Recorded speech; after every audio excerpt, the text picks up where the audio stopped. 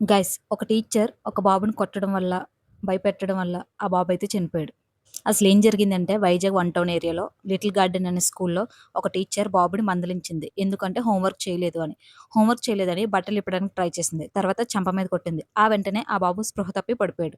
వెంటనే ఆ బాబుని కేజీహెచ్‌కి తీసుకెళ్తే ఈలోపే ఆ బాబు అయితే చనిపోయాడు. ఇలాంటి టీచర్స్ ఉండడం వల్ల పేరెంట్స్‌కి ఎంత భయముంటది. ఇప్పుడు ఈ సంఘటన చూసి రిమైనింగ్ పేరెంట్స్ ఎంత భయపడతారు. ఈ జనరేషన్‌లో పిల్లలు చాలా సెన్సిటివ్‌గా ఉన్నారు.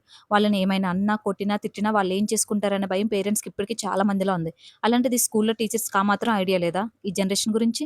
ఎంత దారుణంగా బిహేవ్ చేస్తారంటే, హోంవర్క్ చేయకపోతే ఏమైపోతుంది? జస్ట్ 6 ఇయర్స్ బాబు. ఆ బాబు హోంవర్క్ చేయకపోతే ఏమైపోతది? ఇంత దారుణంగా బిహేవ్ చేస్తారు టీచర్స్ కొంతమంది.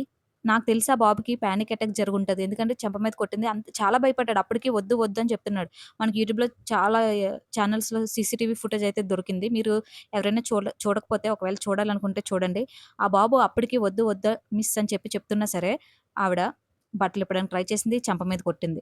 వెంటనే ఆ బాబు చాలా భయపడ్డాడు. పానిక్ అటాక్ మేబీ జరిగిందేమో అని నా ఫీలింగ్. ఇంకా పోస్ట్‌మార్టం రిపోర్ట్స్ అయితే రావాలి. వచ్చిన తర్వాత తెలుస్తది. అసలు ఇలాంటివి విన్నప్పుడు ఎంత భయమేస్తదంటే పేరెంట్స్‌గా. చాలా స్కూల్స్‌లో ఇలా జరుగుతున్నాయి. భయపెడితే పిల్లలు చదువుతారు, హోంవర్క్ చేస్తారు అన్నది అపోహ. చెప్పడం రావాలి మెయిన్ టీచర్స్‌కి. అంతే తప్ప కొట్టేసి వాళ్ళని భయపెట్టేస్తే అప్పుడు కాలం కాదండి ఇప్పుడు. అప్పటికి ఇప్పటికి చాలా మారిపోయాయి. జనరేషన్స్ మారిపోయాయి. వాళ్ళ వే ఆఫ్ థింకింగ్ మారిపోయింది. చాలా సెన్సిటివ్ అయిపోయారు పిల్లలు అప్పటికి ఇప్పటికి. వాళ్ళకి తగ్గట్టు మనం బిహేవ్ చేయాలి. అంతే తప్ప మనం ఇంత మూర్ఖంగా చేస్తే వాళ్ళకేమైనా జరిగినా వాళ్ళేమైనా చేసుకుంటే ఎవరిది రెస్పాన్సిబిలిటీ? పేరెంట్స్‌దా? టీచర్స్‌దా? హ్మ్. చాలా దారుణం ఇది. ఆ పేరెంట్స్‌కి ఇప్పుడు ఎంత బాధుంటది. ఆ టీచర్ మళ్ళీ ఆ బాబుని తీసుకురాగలదా? ఇలాంటి టీచర్స్ ఇంకా చాలా మందుంటారు. ఇలాంటి సంఘటనలు ఇప్పటికి చాలా చూసున్నాం. ఎంత చూసినా ఈ ఎడ్యుకేషన్ సిస్టమ్‌లో ఎటువంటి మార్పు రాదు. ఈ వే ఆఫ్ టీచింగ్‌లో ఎటువంటి మార్పు రాదు.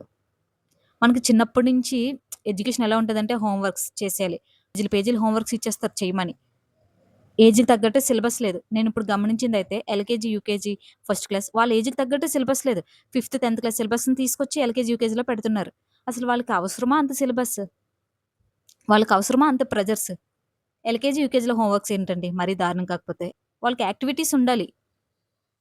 మహా అయితే ఏబీసీడీలు, 1, 2, 3లు ఇవి జస్ట్ చెప్తే సరిపోద్ది. అంతే తప్ప వాళ్ళకి బుక్స్ ఇచ్చేసి హోమ్ వర్క్స్ రాయమంటే ఎల్‌కేజీ, యూకేజీ పిల్లలు ఏం రాస్తారు? ఈ సిలబస్ ఇచ్చిన వాడిని, హ్మ్. ఏజ్‌కి తగ్గట్టు సిలబస్ చెయ్యని వాడిని ఏమనాలో కూడా నాకు అర్థం అవ్వట్లేదు. ఆ సిలబస్‌లేంటో, ఆ ప్రెజర్స్ ఏంటో స్కూల్స్‌లో పిల్లలు కొట్టడం, తిట్టడం, గసరడం, మందలించడం దారుణం. భయమేస్తది పేరెంట్స్‌కి స్కూల్స్‌కి పంపాలంటే ఇలాంటివి చూసినప్పుడల్లా. ఇంత దారుణంగా బయట జరుగుతున్నాయి అంటే.